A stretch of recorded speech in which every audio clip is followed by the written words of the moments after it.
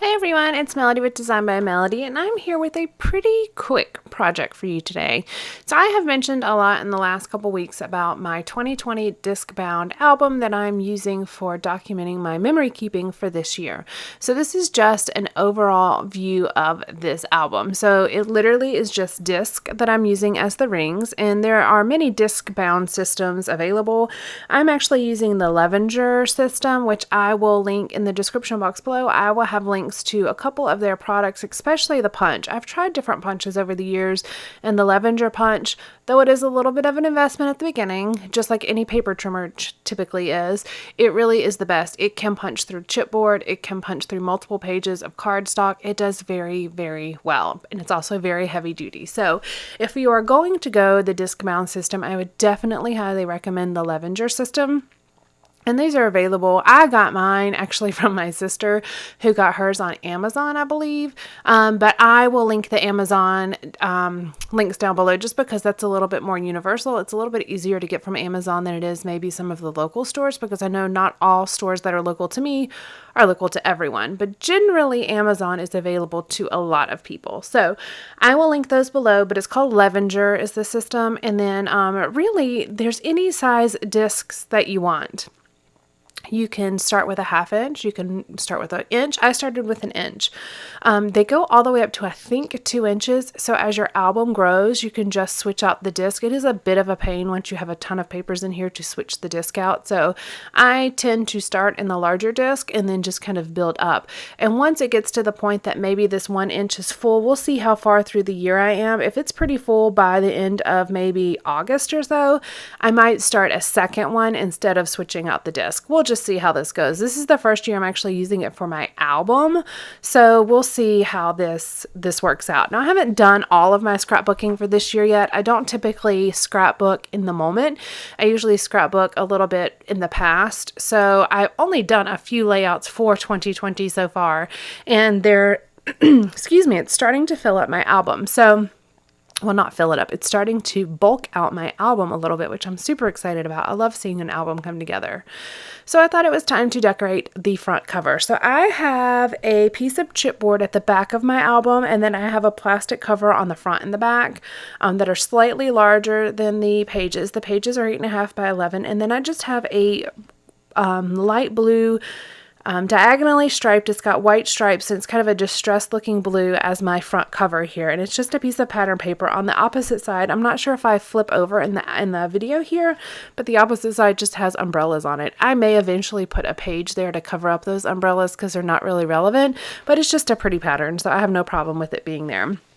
But I did want to decorate my cover to at least label what is in this album. So I have pulled out a lot of my Elle Studio stash products. And then I also pulled out my little box with all of the different cut aparts and die cuts I have from Pretty Little Studios. I love Pretty Little Studios. I don't have many of their products yet, but hopefully I will be changing that in the near future. Just creating a cluster of a couple of different die cuts and tabs and labels here at the bottom. And basically it says love, true story, life is good. Those are the 3 sentiments that you see with a couple different labels layered on top of each other.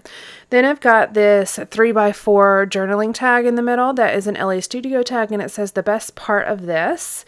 And then it has where you can check day, week, month, and then I'm actually going to use some stickers and put the word year. So I'm not checking day, week, or month. I'm just going to put a really big giant word year right there in the middle. And then I'll put the date 2020 on there. And then I'm going to have a little cluster with this noted flag up here on the top left, and that noted flag is one of the items from Pretty Little Studio box that I have. And then all the other items, there are a couple Pretty Little Studio items, there are a lot of Elle Studio items, and then there are a few October Afternoon items. And those not October Afternoon, excuse me, a couple American Craft items. I have a box with just miscellaneous American Craft tags and labels and die cuts, and that's where that white and pink tag that's right behind that journaling card in the center of the page is from. So those are the three major designers that I'm using on this page, and I really like how all the elements come together. I'm just keeping it fairly simple, but I like the color of the pale blue with a couple different tones of blue mixed in, and the bright white with the pink as well. And these are the alphas I'm using. They're a black alpha with a very fine white polka dot on them. It's almost like it almost looks like a pinpoint white polka dot. It's just the tiniest little white polka dot, but it really, on the screen it reads as black, but once you actually see the still photos, you'll be able to see the white dots on there. I really thought it was kind of fun to use this card, the one that says the best part of this, and I just thought it was kind of a funny thing to skip over the day, the week, and the month and just go straight to year. I probably should have had, if I had a die cut that had like a check or something like that, I probably would have checked right in front of where it says year, but you get the gist of it. It's completely understandable when you look at this, what this is. It is the year of 2020. That is the album here. Then I have these gray little tile alphas. I can't remember where they're from, but they were a 12 by 12 sheet that had, I think, 3 different colors of tile alphas on them, and I cut them apart and I just used them, and I love them. They're fairly thin as far as weight of the sticker, but I really love tile alphas. I love tile alphas. It's probably my favorite letter sticker to use. Now those tiles were a little bit large, so I just trimmed a little bit off of them to make them a little bit more square and a little less rectangular.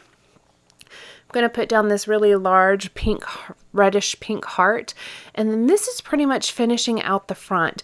I felt like it needed just a little bit more, so I'm going to take my American Crafts precision pen and do a faux stitching line around the edge. That's where you can see the clear top cover right there, and that's where I decided I feel like I just need a little bit of something to add some definition to this page, so I'm going to pull out that American Crafts precision pen, and I'm actually using the 08 size. I think it's, I'm not even going to pretend like I know what the 08, I don't think it's millimeter. I think millimeter. I think it's like 0.8 millimeters maybe, something like that. But it's in the black color. It's the thickest precision pen I actually have in my stash. And it just adds a really nice defined border to the edge of this cover sheet here. This was a fun cover sheet to kind of create. I actually really enjoy cover sheets because there's not really a story to tell. There's no documenting that necessarily has to be done. There's no pictures. It's just generally decorative, and it's fun to make sometimes. So that's going to create that cover sheet. I do have a couple still photos for you here at the end, and this is where you're going to be able to see the white polka dot a little bit better on that alpha font right there. You can see it stands out in person, but it's not so bold. And then you just kind of get a look at some of the products that I was using. And by the way, the Elle Studio die cuts that were off to the right side of my page were some leftovers from some different kits that I had opened over the last couple months and have been working with. So I hope you have enjoyed this process. You will be seeing more of this album as I work through pages that are going in it, and I will probably do a flip through at some point so you can see how it's coming together. Thank you for joining me today. I have my last video that I posted here on my channel linked for you, as well as a subscribe button. So if you have not subscribed, please subscribe to my channel so you can get all my updates when I post new projects. All right, guys, bye.